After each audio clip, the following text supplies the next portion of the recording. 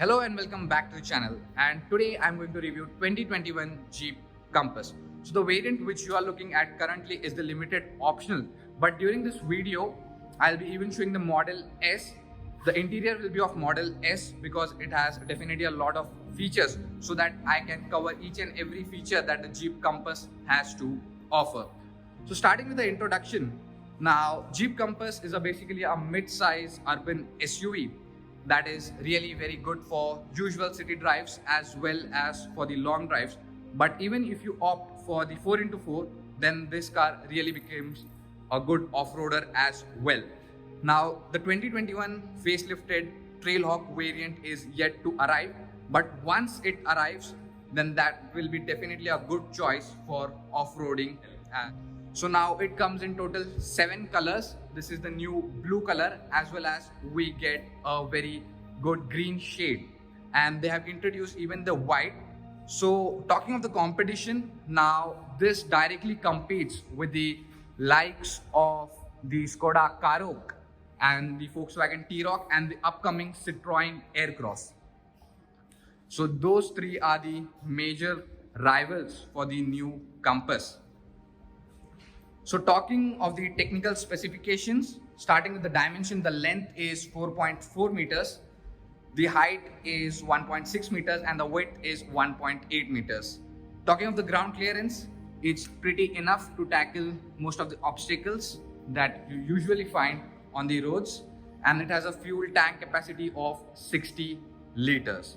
So watch the video till the end, because at the end I'll give my final verdict that should you go for the Jeep Compass or should you go for any of its other rivals. So this was something about the technical specifications in detail. Let's start with the frontal overview. Now, this being the longitude limited optional, here we get complete LED headlights, but in Model S we have the LED projector. They are the high performance LED lights and the conventional turn indicators and a daytime running light as well. Here we get LED fog lamps, as well as overall the front profile is completely redesigned in this generation. The 7-slat trademark Jeep grille is now very different from the outgoing model. In outgoing model we had the open grills, but in this we have a completely closed one, and here we get this chrome treatment around them. In Model S, even we have a center camera right placed over there. Overall, if you look at the front fascia of the car, it's really attractive than the outgoing model, and it appeals more. Here we as well get the front parking sensors. Now they are neatly integrated. When you look at the car, you generally will not find where they are, but when you closely look at it, you will find that they are placed here into the grille. Here we have a matte brushed aluminum element running down. Coming on to the alloy wheels, these are the diamond cut 18 inches to 25 section alloy wheels, the same as you will find on the Model S. For the 88th anniversary edition, it's the gunmetal grey, but here we have the dual tone, that is the silver over here and a gloss black at the back. Now, a good thing to note is that there are all 4 discs on this car, so no compromise on safety. This gets 6 airbags, ABS, ESP, brake assist, and all of the things. If you opt for 4x4, you even get the Jeep Drive Select Terrain system. Here we have the Compass branding, as we had on the previous model as well. These are the electrically adjustable ORVMs, request sensors on the driver side. The fuel tank is of 60 liters. This is the diesel engine, 2-liter diesel engine, which will produce 173 horsepower and a healthy 350 Newton meters of torque, which is substantially good for a car of this size. Coming to the rear remains unchanged completely. It's the same as we have on the outgoing model. The LED tail lamps and the rear bumper also remains same. Here we have the parking sensors, a Jeep branding, shark fin antenna, high mount stop lamp, as well as you get this with rear wiper and defogger as well. Here we have the fog lamps at the rear as well, and the same chrome treatment that you used to get on the previous gen, that is also carried over to this model as well. To note that this is not a complete generation change, it's just the facelift. So on the exterior front, we have just the front redesign, but once we get inside, it's a complete new Jeep Compass. And you'll not be mistaken if you recognize this car for something else, because the interior is completely redesigned and completely changed. So this was something about the exterior. Now before going into the interior that I'll be checking out for the Model S, we'll check out the boot and I'll show you the panoramic sunroof as well. So talking of the boot, it's the electric tailgate, just a one click of button and it automatically opens. So now this is a pretty large boot, enough to carry luggage of 4 to 5 people of a medium suitcase and 3 to 2 large suitcases as well. If I just show you around here, we have a full size spare wheel, but that's the steel rim. You do not get alloy wheel for that. We get the illuminated lights. Issue around here, again we have those illuminated lights as well. Here we have a hook. Now an interesting point to note is that Jeep has provided the closing button over here, keeping the height the people who have difficulty to reach the button over here. So that's a really good touch. So when you want to close the boot, just press this button over here and the boot will close automatically. Here we have the parcel tray. You can even remove this. So overall, this was something about the boot. Loading lift is not that high, but yes, you need to be careful while loading and unloading because it may damage your paint over here. So no complaints about the boot as such. Now again, just we need to press over here and the boot will automatically close. Now this comes with anti-pinch feature as well. If you put your hand just below it while closing, it will stop closing. That's for the safety. That's called the anti-pinch. And here we have a large panoramic sunroof. Claddings at the side as well. So this was about the exterior in detail. Now let's go and check out the interior of the Model S. So now I am in the Model S to show you the interior, because the Model S has the most features among all the variants. It's the top of the line variant. So the first thing you notice is this 10.1-inch infotainment system, which will support Apple CarPlay as well as Android Auto. So just have a look how the animation comes in. So this variant gets 360-degree camera as well. Here we have dual zone automatic climate control, which is standard across all the variants. And the main highlight feature is this. This is the all digital MID screen for even for the tachometer as well as for the speedometer. And you have all sort of information just displaying on that screen right over there. And you can just control them the way you want. You can control them from this set of controls over here. So many things that you can customize over there. That's a really good touch to it. Just let me on the cabin illumination lights. Talking of the dashboard, now this being a Model S, now it comes with this all black interior, the black treatment you can see, and some textured materials over here. They too look quite good. And here we have the soft touch leather finishes on the upper section of the dashboard as well. Coming to the center here we have the Jeep Drive Select system that support we have modes: auto, snow and sand and mud. Now auto, it will automatically detect the terrain you're driving on and it will tune the car according to that.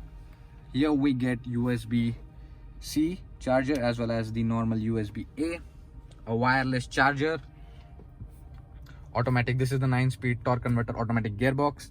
Here we have the 2 big cup holders, and here we have a center armrest as well. So overall the dashboard looks very premium and very good. Here we have the controls for indicators. Here we have the controls for wipers. I know they are interchanged because originally Jeep is a left-hand drive car, Compass. So here we get the turn indicators on this side and wipers on that side instead of the reverse. Here we have the controls for cruise control. And if you're wondering where are the headlight switches, then they are placed over here. You can turn on the headlights from here, not as conventional from this or this part. This is just for turn indicators. Overall, the steering has been redesigned as well. We do not get a D-cut, but it's the 3-spoke steering wheel. Now it has a Jeep written in a big manner compared to the outgoing model. One interesting thing to note is that AC vents, they just merge into the dashboard in a continuous flow, so you really don't find where are the AC vents for the co-passenger and the driver side. In the center, we have below this infotainment system. You can even adjust this direction from there. Here we have the electronic hold. This is the 4-wheel drive low range. If you want to put in that, then this is the hill descent control. And if you want to lock and the 4-wheel drive, you can do that as well. And obviously an electronic parking brake. Here we get this electrochromic mirror on that, and some controls for sunroof, as well as you can open the boot from here and you can operate the sunroof from these buttons. And these are for the cabin illumination. The buttons over here, if I just show you, yeah, these are for the illumination, these are for the sunroof. And here is the big panoramic sunroof that extends all the way up to the rear seats. So this was all about the front seats. Now let's go back and check out how good are the rear seats. Just before going to the rear seats, I'd like to highlight the controls for the power windows. Now it gets one touch up and down for the driver as well as for the co-passenger. Nicely finished door handles and electrically adjustable and retractable ORVMs that you can see over there. And this is the automatic IRVM. And it gets a 9-speaker Alpine sound system. Only you get this on the top end model S, not on any other models.